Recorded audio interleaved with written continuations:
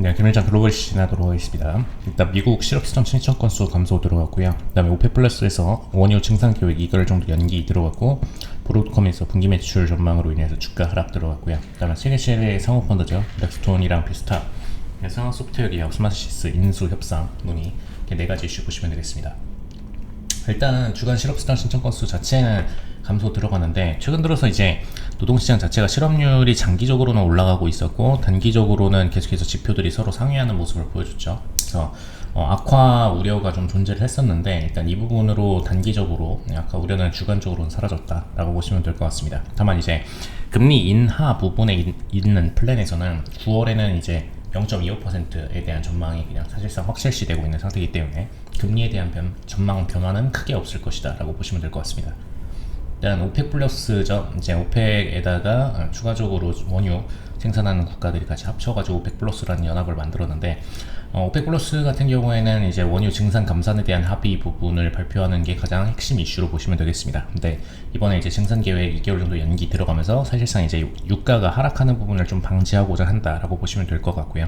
네, 다만 이제 최근 들어서 장기적으로는 원유가 우하향하는 모습을 보여주고 있기 때문에 단기적으로 이 가격 하락을 막고자 증산 계획을 2개월 정도 연기를 했다라고 보시면 될 것 같습니다. 그래서 일단 원유 국가들, 생산 국가들 입장에서는 마진이 감소할 수 있는 요인이기 때문에 이거를 막는 게 중요한 상황이 됐다라고 보시면 되겠습니다.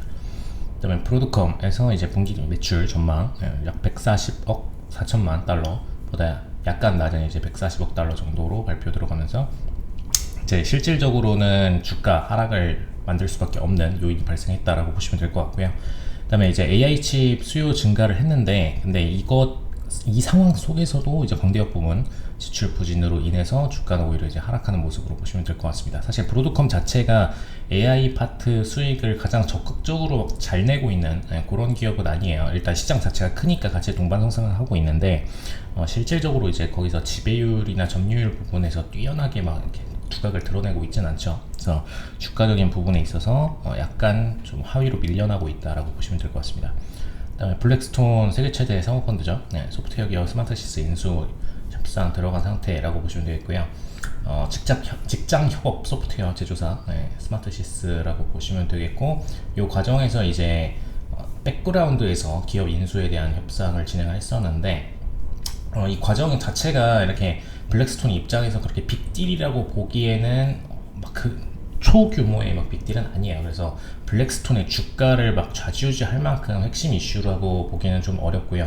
다만 이제 스마트시스 입장에서는 오히려 이제 블랙스톤의 인수합병 요인이 있기 때문에 이걸로 인해서 스마트시스의 주가가 움직이는 것은 가능한 상태였죠. 그래서 약 10% 정도 급등했다라고 보시면 될 것 같습니다. 일단 블랙스톤이 참여하게 될 경우에는 다른 기업들과 합쳐가지고 기업의 시너지를 내려는 그런 움직임들이 강할 가능성이 높기 때문에, 그리고 블랙스톤 같은 경우에는 사실 행동주의의 역할도 하지만 실질적으로 주가를 띄우기 위해서 노력하는 폭이 좀 더 큽니다. 그러니까 어떤 행동주의 펀드들 같은 경우에는, 사모펀드들 중에서도 행동주의가 있죠. 뭐 그런 펀드들 같은 경우에는 이제 기업을 해체하거나 본인들이 이익을 뽑아내기 위해서 기업을 축소시킨다거나 뭐 이런 플레이를 보이는 경우가 많은데, 블랙스톤은 그런 것보다는 조금 더 큰 그림 형태로 가서 아예 기업의 주가를 띄우려는 목적으로 가는 경우가 많기 때문에 인수 소식이 오히려 호재가 됐다라고 보시면 될 것 같습니다.